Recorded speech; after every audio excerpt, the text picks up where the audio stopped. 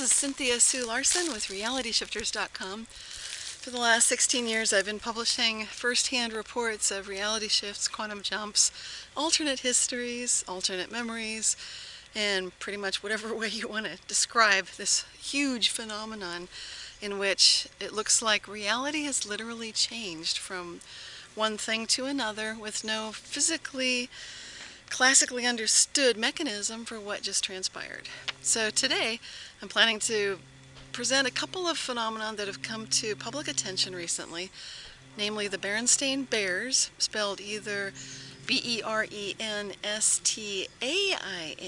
or Stein. I remember it with the EIN from my childhood, and that has created quite a bit of recent news media coverage. Not just me, but lots of people are talking about this. And it's showed up recently on MTV, 17 Magazine, a number of other places, along with something called the Mandela effect, which started being reported pretty widely back in 2011 when a website was created to talk about that. And that was Fiona Broom's website.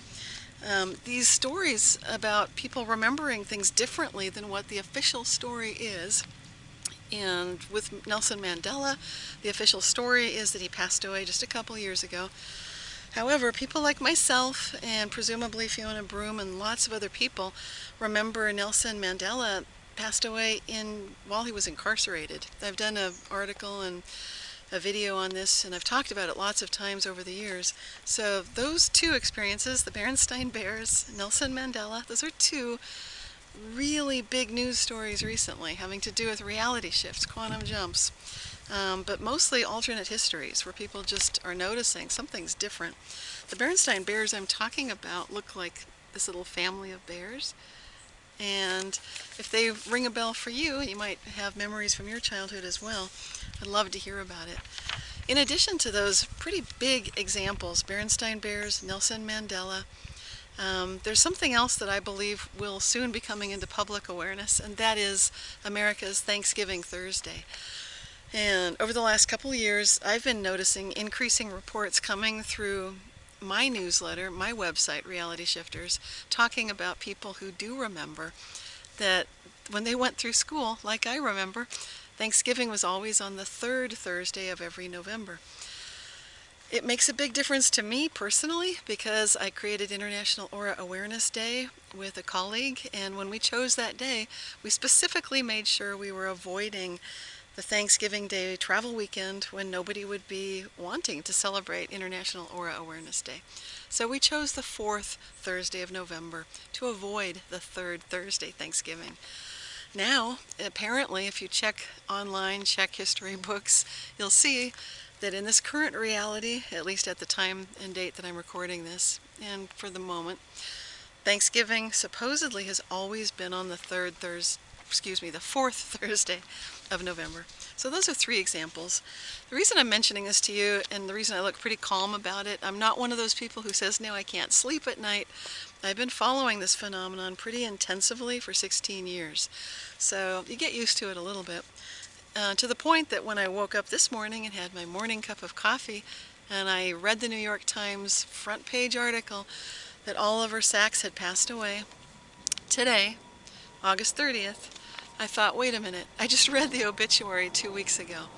In fact, I didn't need to read the article because I had read it so recently, including seeing a photo of Robin Williams with Robert De Niro from the movie Awakenings, which was based on Oliver Sacks's life, that I didn't need to read that whole news story again. So this is the kind of thing that happens and pretty much every day to me. So it's not just a one-time thing of, wow, look at the Berenstain Bears, or oh my goodness, Nelson Mandela died again. Now it's Oliver Sacks is dying again. That's what I woke up to.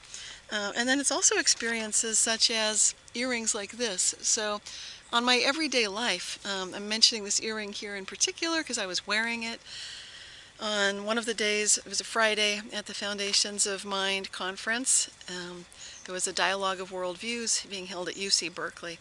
I'd had lunch that day and spoken with a fellow colleague, Dr. Beverly Rubik. She told me about how when her dog had passed away and she'd buried it, she'd heard bells ringing. So that was at lunchtime during the conference. That same day, Friday, I was walking to my car and I was with a friend when I noticed my earring was not in my ear. I should have two of them that match, obviously, but I'd lost one. So I waved her on, said, let me take a look for this. And I went into a meditative state, which is something you can do when reality does change this much around a person. So it is useful. I became quite relaxed, energized, and grounded, and felt like I was walking with my dog who had passed away a few months ago. I'd been talking with Beverly about my dog. That's why she told me about hers. When she told me that she'd heard bells ringing when her dog died, I thought that would be amazing. I never did hear something like that. So I'm imagining that my dog is with me. He's good at finding things. And I thought, well, I need help now.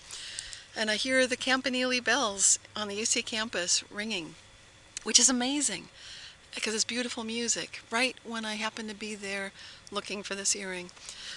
I don't find the earring, although I spent about 20 to 30 minutes in a beautiful state of love and blissed out, happy, meditative awareness, which felt terrific. Felt like I'd had an experience to walk with my dog again.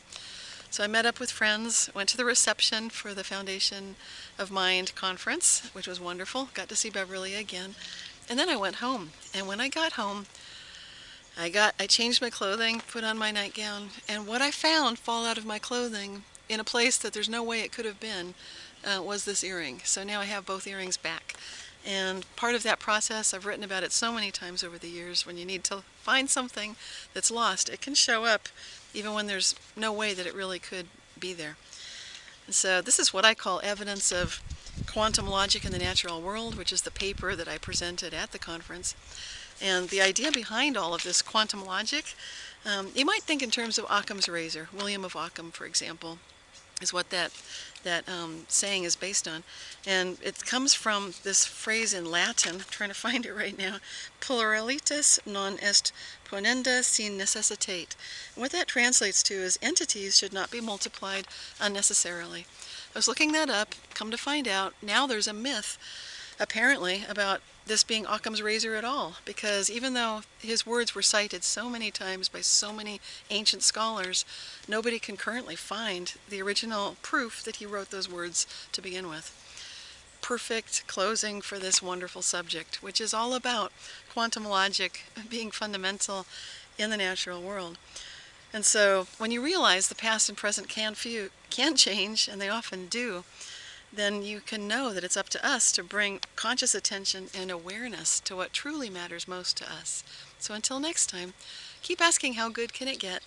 This is Cynthia Sue Larson with realityshifters.com. Thanks.